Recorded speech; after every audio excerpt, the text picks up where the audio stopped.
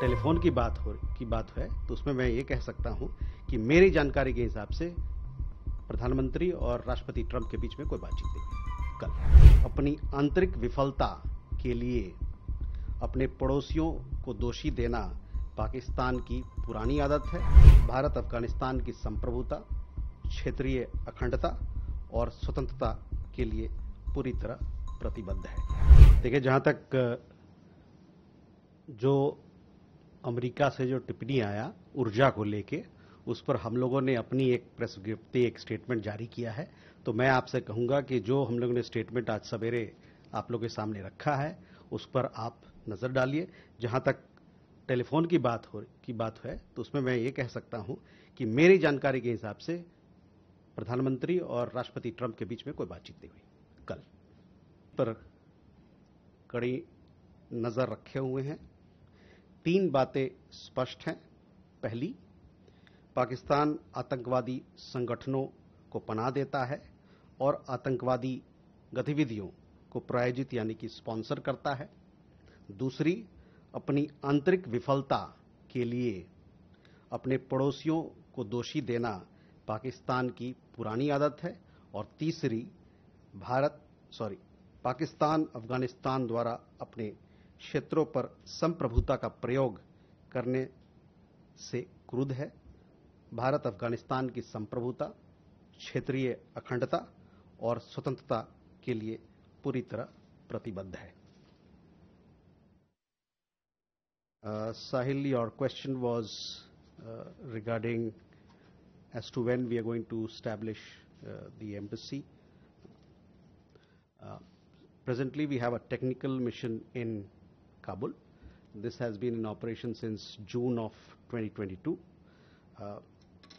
The transition from this technical mission to the embassy will happen in the next few days.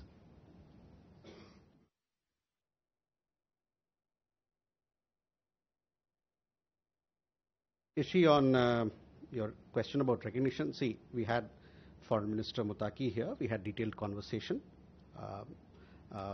We've given you a readout of all that was discussed, from humanitarian assistance to development cooperation, also the status upgrading of our embassy. We want to do many more things in Afghanistan in the field of health. We also donated on the occasion 20 ambulances. All these things and many more things are going to be talked about in the days ahead as well. And as I told you, that we also now on the question of when will the technical mission that we have in Kabul will transit into an embassy, on that also I told you that will happen over the next few days. On Myanmar upcoming elections, yes, we are aware of upcoming elections. As to the question of whether we'll be participating or somebody will be going from India or not, I don't have an update on this, but surely we'll come back to you. On ASEAN again, we will make an announcement if and when at an appropriate time as far as participation in ASEAN is concerned. Sumita, on India-UK FTA, yes, this has been concluded. This was a matter of discussion between the two leaders also. Both sides remain committed to strengthening. You would have seen during the visit of Prime Minister Starmer in Mumbai, the reconstituted UK-India CEOs Forum had a meeting. We also had a meeting of the JETCO, and both sides are upbeat about India-UK FTA that has been concluded, and we look forward to its implementation so that we can reap the benefits, or the people of the two countries can reap the benefits of this free trade agreement.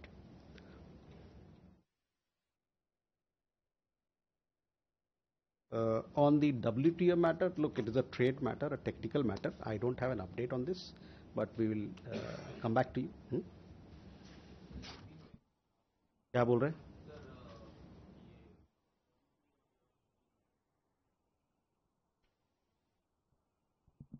Britain के प्रधानमंत्री की यात्रा हुई थी भारत की। ये उनकी पहली ऑफिशियल विजिट रही। मुंबई में आए थे, जैसा आपने देखा होगा, मुंबई में आए थे। वहीं पर उनकी आधिकारिक और बातचीत प्राइम मिनिस्टर के साथ, हमारे प्रधानमंत्री के साथ हुई। दोनों देशों के बीच में ये जो FTA साइनिंग हुआ है, उसके बाद से काफ़ी पॉजिटिव मोमेंटम है रिश्तों में, और बम्बई में ही दोनों तरफ से सीईओज फोरम की मीटिंग हुई थी, जिसमें दोनों प्रधानमंत्री ने भाग भी लिया। और साथ ही साथ जो फिनटेक ग्लोबल फिनटेक समिट था, उसमें प्राइम मिनिस्टर स्टारमर विशेष अतिथि के रूप में उन्होंने भाग लिया। हम लोग दोनों तरफ से ये कोशिश है कि जो एफटीए एग्रीमेंट है दोनों देशों के बीच में, उसको किस प्रकार से कार्यान्वित किया जाए ताकि दोनों देशों के लोगों को इसका लाभ मिले, उपभोक्ताओं को लाभ मिले, जो और भी लोग हैं, यूथ हैं, जो और अन्य समाज है, हमारे समाज के अन्य वर्ग हैं, उनको किस प्रकार से इसका लाभ मिले। लेकिन दोनों तरफ से मैं ये कह सकता हूं कि काफ़ी उत्सुकता है, काफ़ी पॉजिटिविटी है, सकारात्मकता है एफटीए को लेके। जहां तक डब्ल्यूटीओ का सवाल है, उसमें मैं ये कहना चाहता हूं कि ये मसला जो है व्यापार को लेके है। व्यापार से संबंधित सारी चीज़ें आपको पता है कि कॉमर्स मिनिस्ट्री के पास उसका डिटेल्स होता है, और उसके पास मेरे पास आपसे अभी साझा करने के लिए इस पर कोई अपडेट नहीं है। लेकिन मैं आपसे ज़रूर इस पर वापस आपको बताऊंगा कि कहाँ पर स्थिति है और क्या मसला है।